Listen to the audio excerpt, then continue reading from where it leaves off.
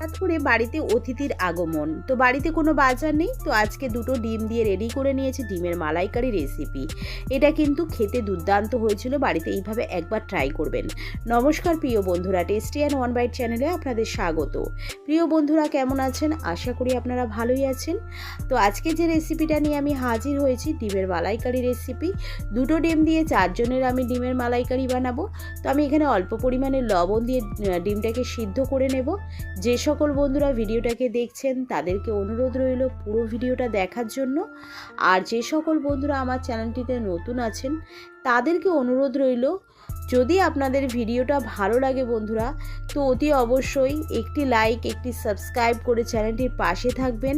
তাহলে কিন্তু আমি নতুন নতুন ভিডিও বানাতে মোটিভেট হব। আর কেউ কিন্তু লাইক করতে ভুলবেন না, আপনাদের একটা লাইক কিন্তু আমাকে গন্তব্যে পৌঁছে দিতে সহায়তা করবে। তো এখানে ডিম সিদ্ধ হয়ে গেছে, ছাড়ানো হয়ে গেছে। আমি ডিমগুলোকে খুন্তির সাহায্যে এইভাবে কেটে নিলাম। এখানে আমি একটা মশলা রেডি করেছি, তবে দেখাতে কিন্তু পারিনি, এর জন্য দুঃখিত। তো এখানে আমি পেঁয়াজ, রসুন, আদা, কাঁচা লঙ্কা, শুকনো লঙ্কা আর দিয়েছি জিরে, ধনে গোটা দিয়েছিলাম, সবগুলোই দিয়ে ভালো করে আমি পেস্ট করে নিয়েছি। গোটা মশলার স্বাদই আলাদা, তো এটা যতটা চেষ্টা করবেন গোটা মশলা দিয়ে করার জন্য।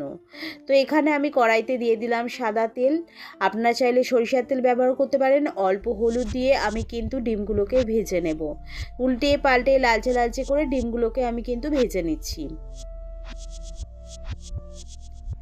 ডিমগুলো ভাজা হয়ে গেছে, এবারে আমি ডিমগুলোকে তুলে নিলাম। ওই তেলের মধ্যেই দিয়ে দেবো একটা তেজপাতা আর দিয়ে দেব অল্প পরিমাণে গোটা জিরে। দিয়ে যে মশলাটা রেডি করেছিলাম সেটাই প্রায় 2 চা চামচ মতো দিয়ে আমি এখানে দিয়ে দিলাম 1/2 চা চামচ হলুদ গুঁড়ো, 1/2 চা চামচ কাশ্মীরি লঙ্কার গুঁড়ো, স্বাদ অনুযায়ী লবণ, অল্প পরিমাণে চিনি।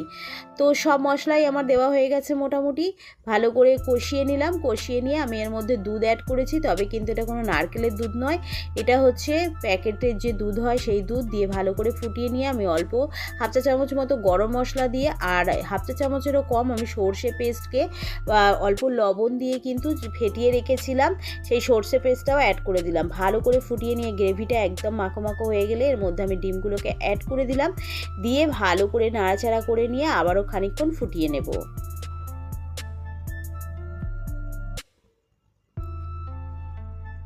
তো ফোটানোটা হয়ে গেছে, ফ্লেমটা অফ করে দিয়ে আমি ডিমের মালাইকারিটা নামিয়ে নিলাম। তো এটা গরম ভাতের সঙ্গে খেতে কিন্তু দুর্দান্ত হয়েছিল বন্ধুরা।